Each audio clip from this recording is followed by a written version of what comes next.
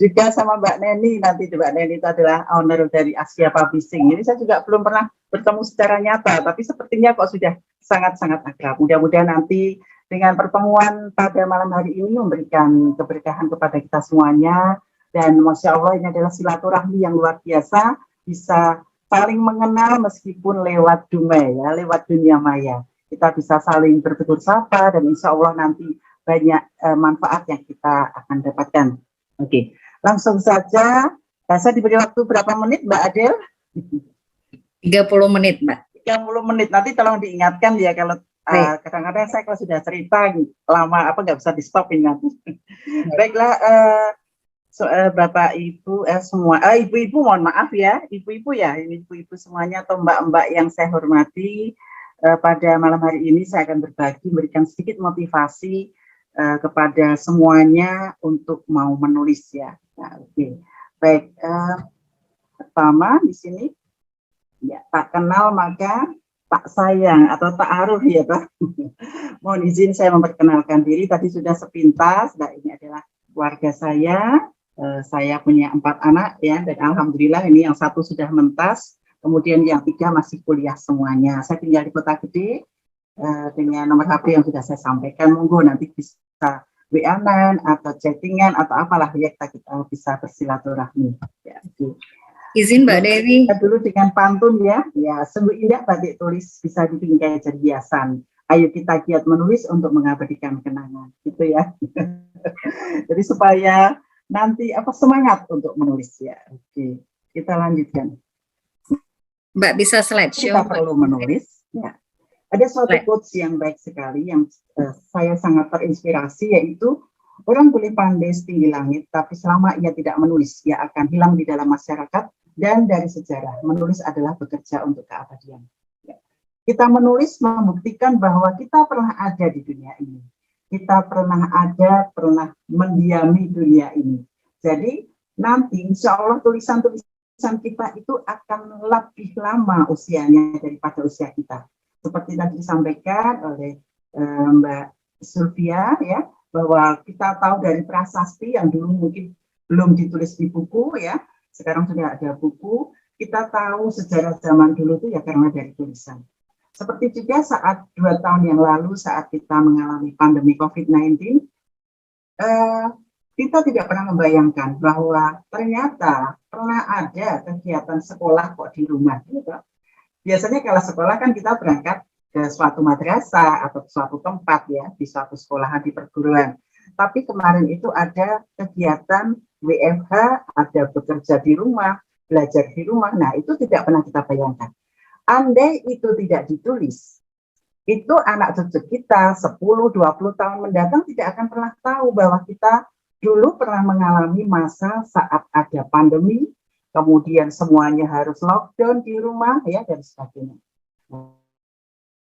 Itu adalah yang menginspirasi, salah satunya adalah saya untuk menulis. Tapi saya punya hobi menulis adalah sudah sejak SMP, ya, pada tahun 1981, saya sudah suka menulis, ya. Jadi tidak saat ini saja, dan alhamdulillah berkembang pada saat ada pandemi COVID itu. Oke. Di sini jika ingin mengenal dunia maka membacalah, dan jika ingin dikenal dunia maka menulislah. Ya. Anak-anak sekarang, siswa-siswa saya, karena saya bekerja sebagai guru ya, saya pernah bekerja mulai dari guru TK, pernah guru SD, guru S ya, guru di SMA di MAN, menjadi dosen juga pernah. Jadi saya sudah pernah bagaimana harus mengelola atau mendidik anak-anak sesuai dengan usianya. Ya. Jika kita ingin, anak-anak sekarang itu sudah jarang yang mau membaca. Kemarin pada waktu kegiatan literasi di madrasah, anak-anak saya kenalkan, ayo kalian sudah pernah membaca koran? Ternyata tidak ada yang membaca koran selama 1 bulan. Bahkan anak-anak tidak tahu korannya itu seperti apa, ada berapa halaman, apa saja yang ada di sana itu tidak tahu. Anak-anak tahunya membaca WA, membaca dari IG, dari internet dan sebagainya. Memang itu juga karena kemajuan zaman kita ikuti.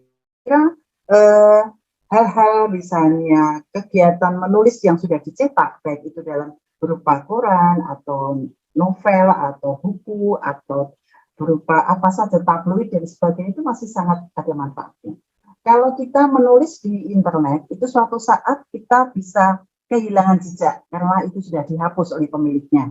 Tetapi kalau kita menulis dan bukunya itu masih ada, itu insya Allah akan masih ada terus. Ini ada buku kecil saya, judulnya Isakuiki. Tadi Mbak Sylvia mengatakan ini adalah bunga rampai SST. Ini adalah kumpulan.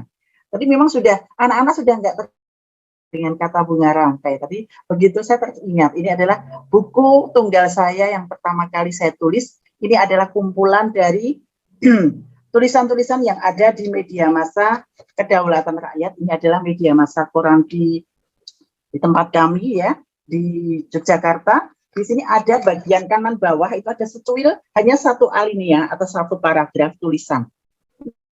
Dari itu tulisannya saya bukukan karena di sini meskipun bukunya ini kecil ada sekitar 90 tulisan yang insya Allah sebagian besar sudah dimuat di media massa ini. Ya. Baik. Disadari atau tidak, semua orang adalah penulis. Saya yakin ibu-ibu semuanya, mbak-mbak, adik-adik semuanya selalu hampir tiap hari menulis. Baik itu menulis WA, menulis di IG, menulis catatan, menulis apa saja. Saya kira semuanya menulis. Dan dalam Al-Quran pun juga ada bahwa kita pertama kali adalah membaca, dan membaca itu selalu ada hubungannya dengan menulis. Oke. Nah, apa saja yang kita tulis? Banyak sekali, banyak hal yang kita tulis. Saya suka menulis diary, ya, punya buku kecil, dan biasanya di tas saya itu selalu ada ballpoint dengan notes ya, buku kecil. Kalau sekarang kan kita sudah punya gadget, sudah punya handphone, yang kita bisa menulis di sini tanpa ngetik saja sudah ada aplikasi yang bisa menulis. Seperti mungkin Mbak pernah mendengar ada aplikasi menemu baling, ya. Menemu baling itu membaca dengan mulut, membaca dengan menulis dengan mulut dan membaca dengan telinga. Nah, itu ada aplikasinya. Jadi termasuk juga di handphone sudah ada aplikasi yang kalau kita bicara sudah bisa tertulis. Itu sangat mempermudah kerja para penulis ya. Oke. Kemudian selain itu kita bisa menulis aktivitas kita. Saya PNS setiap hari harus menuliskan apa saja ya, laporan kesehariannya apa saja yang kita tulis, apa saja yang kita sampaikan, bukti bahwa kita sudah melakukan suatu kegiatan penulisan. Kemudian ini, menulis status di media sosial ini sudah hampir tiap hari. Kadang-kadang kita sedang gabut juga ditulis galau, kemudian kita sedang apa. Pokoknya semua aktivitas itu kalau bisa kita tulis. Ya. Kemudian juga menulis rancangan kegiatan. Planning kita apa saja yang akan kita kerjakan nanti, atau besok pagi, atau lusa, dan sebagainya. Kemudian juga agenda kegiatan, apa yang sudah kita kerjakan, maka pernah ada yang mengatakan, tulislah yang kamu kerjakan dan kerjakanlah yang kamu tulis. Ya. Juga yang sering saya buat itu adalah tentang menulis pengalaman hidup. Jadi pengalaman, cerita kita, itu perlu kita sampaikan karena anak didik kita, anak-anak saya, cucu saya besok insya Allah, kalau tidak kita tulis, mereka kadang tidak pernah tahu bagaimana perjuangan Bapak Ibunya, bagaimana suasana kita saat seperti ini dan sebagainya. Ini pernah tahu. Juga menulis cerita lucu. Di sini udah ada satu buku Isaku ini juga cerita-cerita tentang hal-hal yang lucu. Juga ada satu lagi cerpen, aneka cerpen saya, dan juga cerita ini yang di sini saya rangkum menjadi buku dengan judul Mas Paijo. Ini Mas Paijo ini cerita-cerita lucu yang sudah pernah dimuat di media massa majalah Chandra dan juga harian yang ada di Jogja. Ya. Oke. Kemudian manfaat menulis antara lain membuat kita happy. Ya, saya yakin mbak-mbak yang mungkin belum pernah atau yang sudah merasa bangga, merasa bahagia dengan tulisannya. Nanti rasakan sensasinya saat tulisan kita pertama kali dimuat di media massa, betapa bahagianya. Ada teman, ada yang kalau sekarang sudah zamannya enak ya WA. Ini kok ada namamu di koran dan sebagainya. Nah, itu akan membuat kita bahagia. Juga membuat awet muda ya. Saya tadi disampaikan oleh Mbak Adel ya, sangat mudah sekali ya. Memang usia 54 bagaikan masih 45 gitu ya. Kadang-kadang saya main tebak-tebakan dengan siswa saya, coba kalian tebak usianya Bunda berapa. Mereka mengatakan sekitar 40-an ya. Jadi itu terbukti bahwa ternyata menulis itu membuat awet muda dan jiwanya ingin selalu muda. Oke. Kemudian manfaat menulis juga bermanfaat bagi banyak orang. Saya yakin semua tulisan yang kita buat itu insya Allah bahasanya pasti bahasa yang santun. Kalau kita menulis di WA, menulis status yang bisa kita langsung hapus ya, begitu saja, kita bisa mungkin mengatakan hal-hal yang kurang pantas, yang tidak baik, yang mungkin mencemooh teman dan sebagainya. Tapi kalau kita menulis di buku, insya Allah buku itu akan dibaca banyak orang, pasti kita akan memberikan nasihat atau teladan yang baik kepada anak didik kita. Itu sudah pasti. Kita tidak mungkin akan menulis hal-hal yang dalam tanda petik mengatakan kata yang tidak pantas atau kata-kata yang kurang pas. Kemudian kalau karena saya sebagai siswa, ayo anak-anak, seperti kemarin ada salah satu siswa saya yang mendapat ayo itu nanti ke depan akan dimotivasi paling tidak untuk dokumen madrasah, kemudian juga kalian bisa mengikuti berbagai hal seleksinya seperti apa, bisa bertemu dengan pejabat, bertemu dengan bapak presiden dan sebagainya. Silakan ditulis dan itu dibukukan menjadi semacam buku autobiografi apa. Ya, okay. Kemudian juga menjadi teladan bagi siswa karena biasanya kalau saya menyampaikan ke siswa, siswa saya ada yang tanya, lah mana tulisan ibu? Gitu, ada yang seperti itu. Begitu saya sampaikan ini sudah ada di koran, ada di majalah ini dan sebagainya. Mereka, oh iya juga kadang-kadang ada anak ini ada tulisan ibu koran, lalu korannya diserahkan saya sekali. Jadi saya mengkliping, saya kadang-kadang kehilangan saya suka mengkliping kalau misalnya sudah ada beberapa tulisan saya yang dimuat. Nah, oke. Nah, berawal dari hobi menulis, masa pandemi ini saya manfaatkan untuk aktif menulis dan mengajak menulis.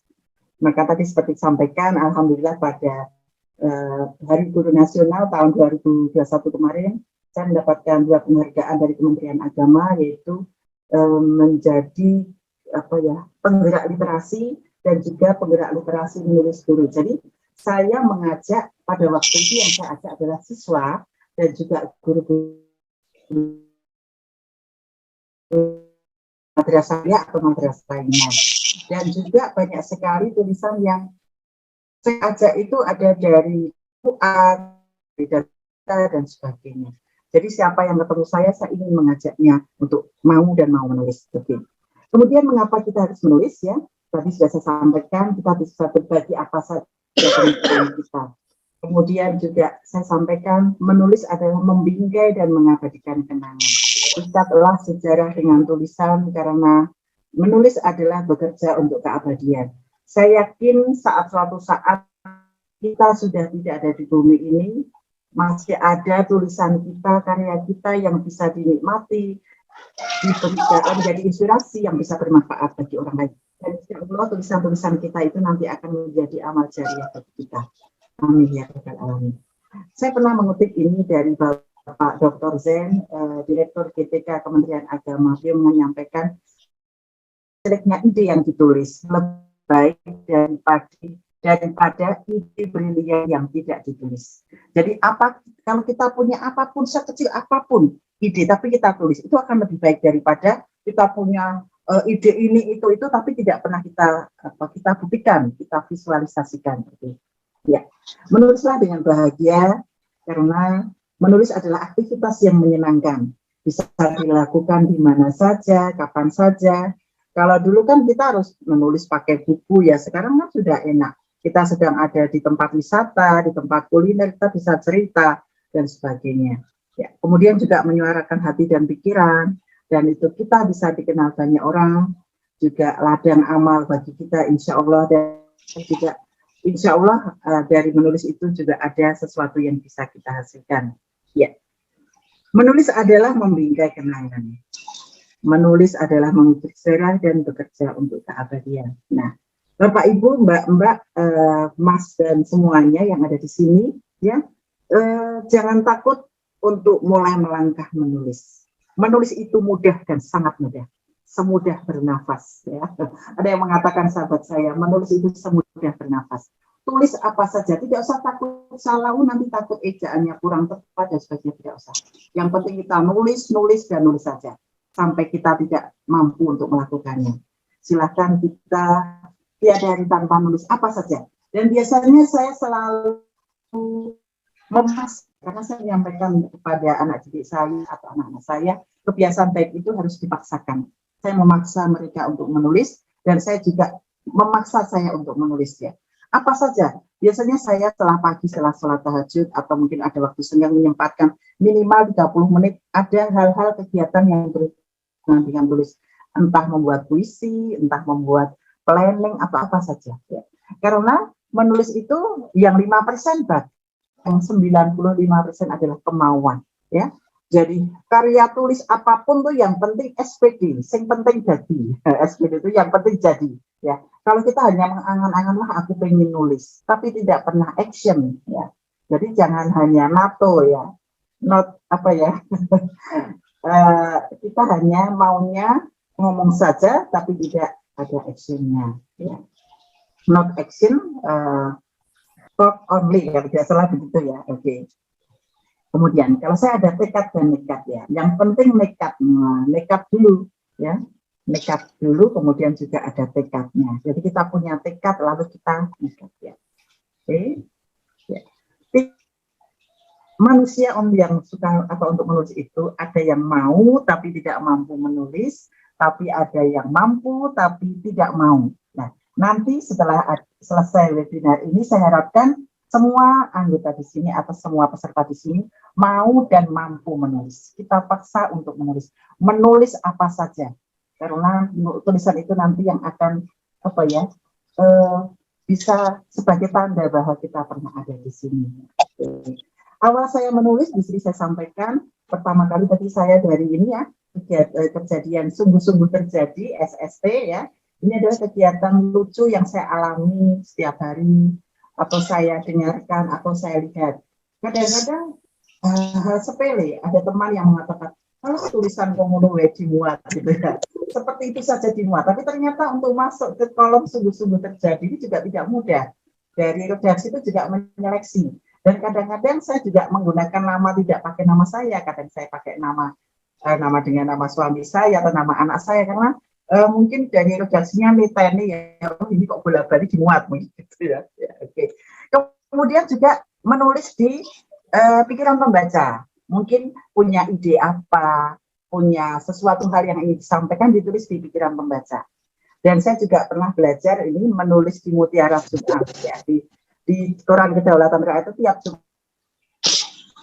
kolom yang untuk kita berbagi. Jadi misalnya di sini saya menyatakan bahwa diparingi sehat kudu manfaat. Ini pada waktu saya saat mengalami COVID. Jadi saya tanggal 28 Mei itu saya mengalami sakit COVID sampai itu. Dan saya selain sudah di rumah, sakit juga, tapi saya paksa, saya tetap menulis. Di tulisan-tulisan ini awalnya saya tidak tahu ini harus diapakan. Saya hanya menggunting. Begitu selesai, korannya saya gunting, kemudian saya tempel di situ. Kemudian setelah itu saya fotokopi, lalu saya bukukan seperti ini.